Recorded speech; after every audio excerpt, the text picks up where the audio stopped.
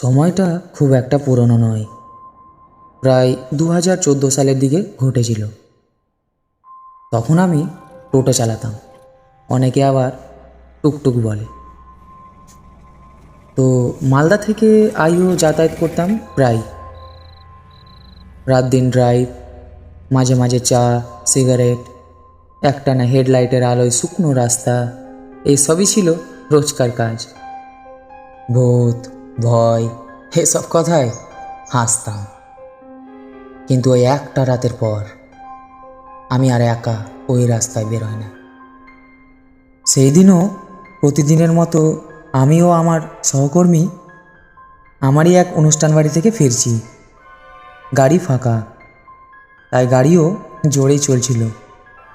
সঙ্গে ছিল ওই যে বললাম আমার সহকর্মী, ওর নাম ছিল রাজা। ছেলেটা নতুন, বয়স ওই 17-18 হবে। রাত তখন 10টা, বৃষ্টি বৃষ্টি ভাব, কিন্তু বৃষ্টি শুরু হয়নি। হেডলাইটের আলোয় দূর দূরান্ত পর্যন্ত সাদা কুয়াশা ছড়িয়েছিল। আমরা তখন ফাঁকা হাইওয়ে দিয়ে যাচ্ছি, চারিদিকে শুধুই অন্ধকার, মাঝে মাঝে জঙ্গলের মতো গাছপালা। রাজা তখনও ঘুমোচ্ছিল সিটের কোণে।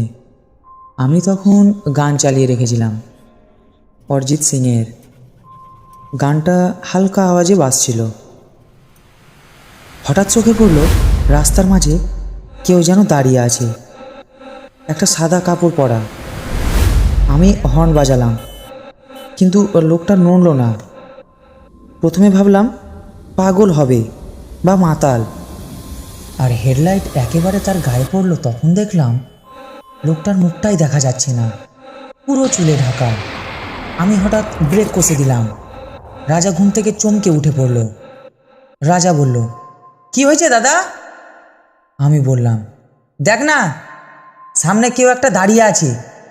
রাজা সামনে তাকিয়ে বলে, কোথায়? আমি অবাক হয়ে দেখলাম কেউ নেই, রাস্তা পুরো ফাঁকা। আমি ভেবে নিলাম হয়তো চোখে ভুল দেখেছি। একটু পর আবার টোটো চালাতে শুরু করলাম, কিন্তু মনটা কেমন একটা অস্বস্তিতে ভরে গেল। হালকা কুয়াশার মধ্যেই লাইটের আলোয় কিছুক্ষণ পর পর মনে হচ্ছিল রাস্তায় কেউ যেন দাঁড়িয়ে আছে। রাজা বলল, দাদা একটু দাঁড়ান, জল খাবো। আমি রাস্তার পাশে গাড়ি থামালাম, দুইজনেই নামলাম। হাওয়াটা খুব ঠান্ডা, কিন্তু কেমন যেন একটা গন্ধ, ভেজা মাটির সাথে যেন পুরনো জং ধরা লোহার গন্ধ মিশে আছে। রাজা পাশে ঝুঁপে গেল। আমি টোটোর পাশেই দাঁড়িয়ে একটা সিগারেট ধরালাম। আর ঠিক তখনই শুনলাম কেউ যেন আমার নাম ধরে ডাকছে, একদম ধীর টান দিয়ে, বাবু বাবু।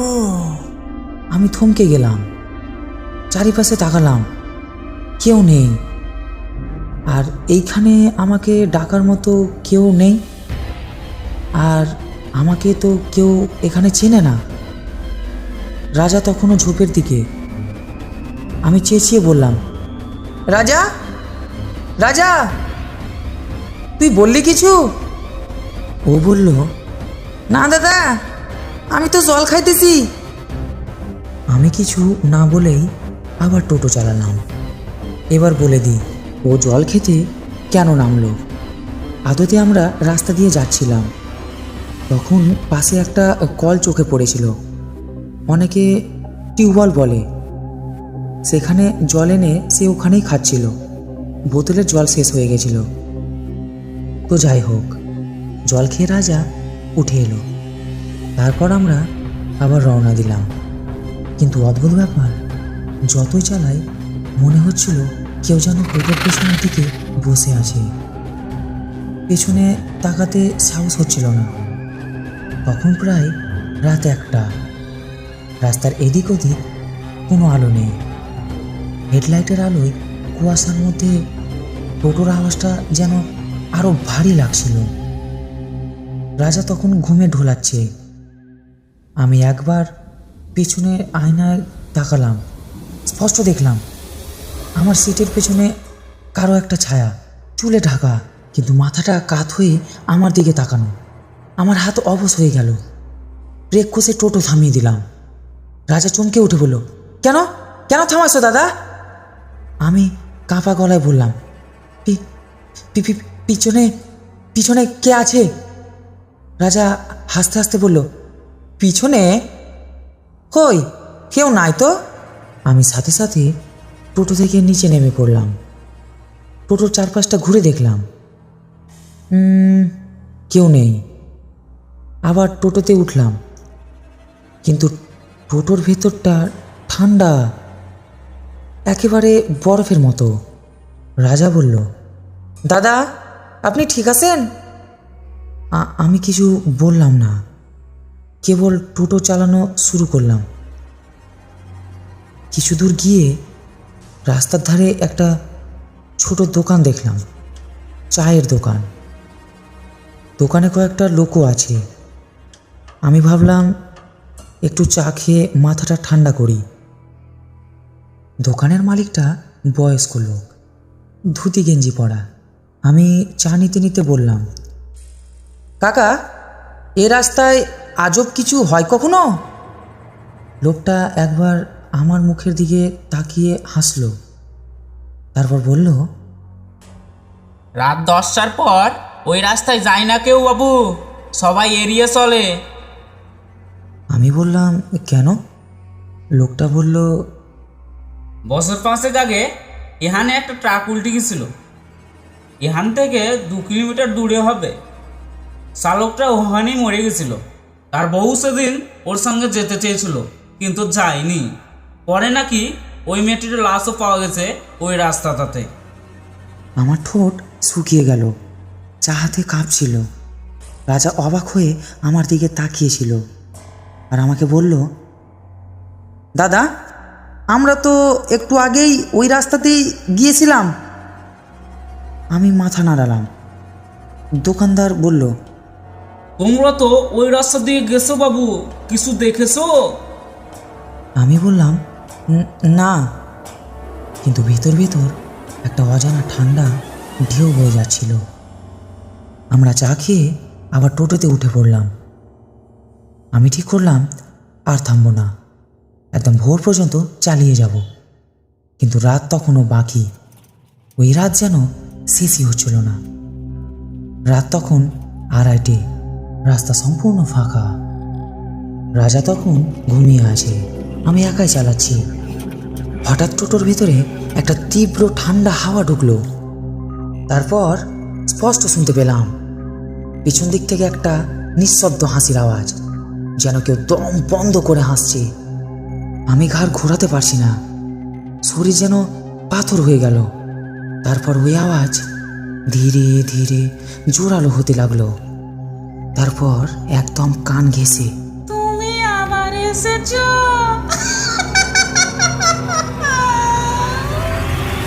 আমার বুক কাঁপতে লাগলো, স্টিয়ারিং থেকে হাত ছুটে যাচ্ছিল।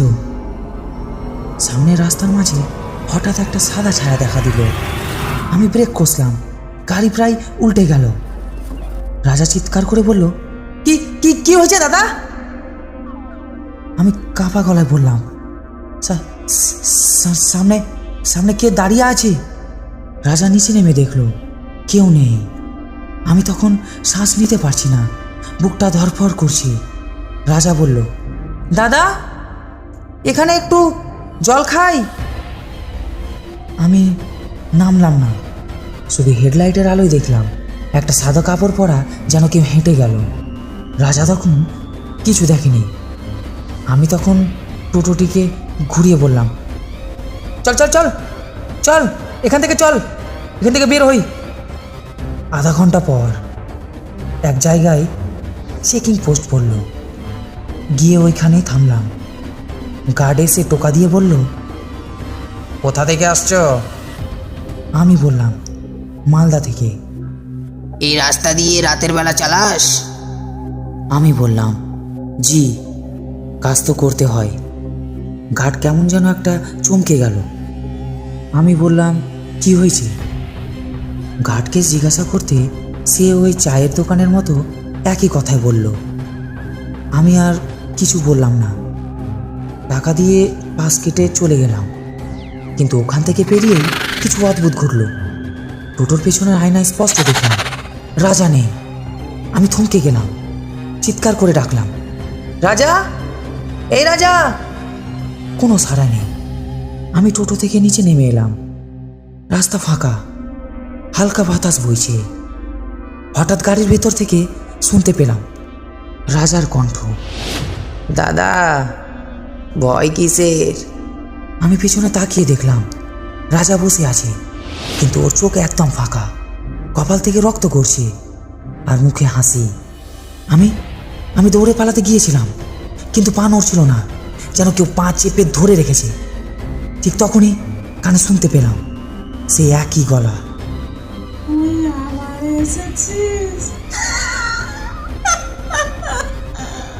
আমি চিৎকার করে জ্ঞান হারালাম। পরের দিন সকালে প্রায় 5টার দিকে চোখ খুললাম, দেখি আমি রাস্তার পাড়ে পড়ে আছি। লোকজন জড়ো হয়েছে, কেউ জল দিচ্ছে। আমার টোটো রাস্তার পাড়ে পড়ে আছে। লোকজনেরা আমাকে জিজ্ঞাসা করছে কি হয়েছে। আমি সব খুলে বললাম। আমি রাজার কথা জিজ্ঞেস করলাম, তারা কিছু বলতে পারলো না। তাদের সবটা বললাম। আমি তাদের বিশ্বাস করাতে পারিনি। পরে খোঁজ নিয়ে জানতে পারি ওই ছেলেটা নাকি সেই দিনই পথ দুর্ঘটনায় মারা গেছে। আমি আর কিছু বলতে পারিনি। সেই দিন রাজা কেন আমার সাথে এই রকমটা কেন করলো, কি হলো, আমি আজও কিছু বলতে পারবো না। তবে এইটুকুটা আমি বলতে পারি, এই ঘটনাটা একটা কথাও মিথ্যা না। আমি তোমাদের যতটুকু বলেছি ততটুকুই সত্যি। এখানে কোনো রকম অতিরিক্ত কিছু বলা নেই, কোনো কিছুই বাড়িয়ে লেখা নেই। তো এই ছিল আজকের ঘটনা। বলতে বলতে আমার কিছু ঘটনা মনে পড়ে গেল। তোমরা যদি শুনতে চাও তো এই এমসি ভাইরাস নামে আমাদের চ্যানেলটিকে সাবস্ক্রাইব করে দাও আর এই ভিডিওটিকে লাইক করে দাও। তো দেখা হচ্ছে অন্য কোনো গল্প নিয়ে, অন্য কোনো ভিডিওর সাথে। ধন্যবাদ।